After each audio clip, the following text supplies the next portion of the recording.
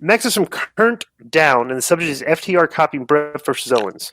Hey guys, I know that you've rightfully stated many, many times that AEW keeps booking shows that AEW fans love, but I want to know from your own personal opinion, what do you guys think about how AEW matches just flat out copy spots from classic matches? Hardwood versus Wheeler was, more or less, a remake of the Bret Hart versus Owen from Mania 10 with a few other Bret matches in there. And when they did Wheeler versus Moxley a few weeks ago, they flat out carbon copied the finish to Bret Hart versus Stone Cold from Mania. To me, this is the kind of stuff that just adds to the AEW backlash. Botchamania, for example, has really doubled down on burying AEW lately. What do you guys, Conan Disco and Joe the Model Feeney? Joe the Model Feeney. Let's get through that, please. There must be a word missing in there. Maybe the model Joe, quote, the model, unquote, Feeney. Like okay, add incel in there. It's very flattering. Yeah. Let me tell you something. There's literally nothing wrong with copying a match that fans these days will never reference. Like, think about the level of dorks that there had to be to like, right. Go back and look. I saw the Hardwood Wheeler match, and I'd not once did I think, wow, that reminds me of Bret Hart and Owen Hart. Bro, if they copied that match, they copied a good match. Bro, that was WrestleMania 10. Right. Who the is going to remember that? Yeah. And anyways, it's kind of like an homage. Yeah. I mean, I have no problem. And there's nothing wrong with copying a great match. Right. Like those matches are great matches that made sense. There were 4 or 5 at the time. They were looked at as like, wow, these are some of the best matches that we've seen. Mm-hmm. You know, so it's like there's nothing wrong with from 24 years ago. Like people go like that's fascinating. Like that's the level of nerdishness that's in the business these days. These people are literally going back and like trying to mix and match the matches from the previous eras.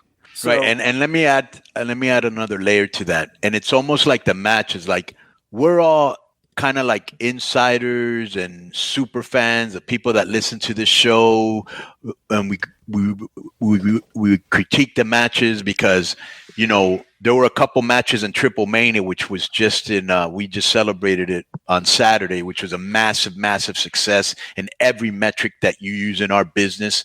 And it's almost like WWE for everybody that says, oh, yeah, the wrestling isn't as good as AEW. Look at how much money. Go look how much money they're making compared to AEW. They are blowing them away. Okay? People don't give a about match quality, only the hardcores. And it's the same thing with WrestleMania. All these guys are like, oh, this match wasn't this good and this match wasn't that good. But when you look at normal comments from normal people, not people that are sitting and listening to a podcast, which most casual fans don't, they love the event. They're like, wow, those are some good matches. I had a great time. I'll come back because we get feedback, Yeah.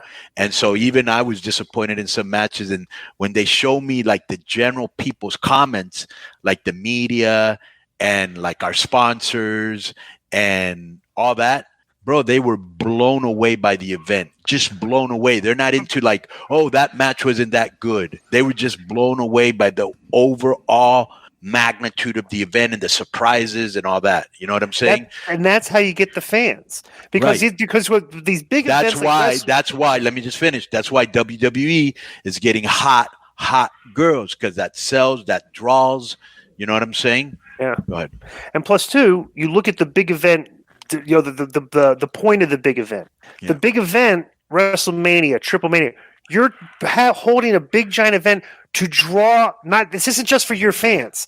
It's like, this is our big event. This is a Super Bowl. This is like if you were a fan of the Jacksonville Jaguars during the year and you tapped out in the 5th week because your team stinks and everything, but the Super Bowl comes around. It's like, okay, I'm going to watch the Super Bowl.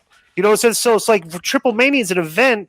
You're drawing fans that don't watch your show, and like they're blown away. Like that's what you want out of them. Let me tell you something. Event, this is great. Let me tell you something. They were blown away. We had, how when the jets fly over, we did that, and the place went ballistic. Then we had the army, the army, and they came out marching. And they played the national anthem and they unfurled this humongous Mexican flag. And that place went nuts. That spectacle itself from the drone camera was ridiculous. It showed everybody AAA's in the big leagues now. And they're doing, and the pyrotechnics was WWE style. Yo, what up? This is Conan, and I host Keeping It 100. My co-host, Disco Inferno, unfortunately. Well, I'd say you're my co-host. Listen, every Thursday here on Spreaker, we talk pro wrestling, sports, movies, music, TV, pop culture, and some politics. It's everything the rest of the pro wrestling podcasts are not. Tune in to hear myself, the superior one, educate and inform. Tune in to hear me bury Disco. That's very disrespectful. Join us every Thursday on Spreaker and keep it 100. Boom!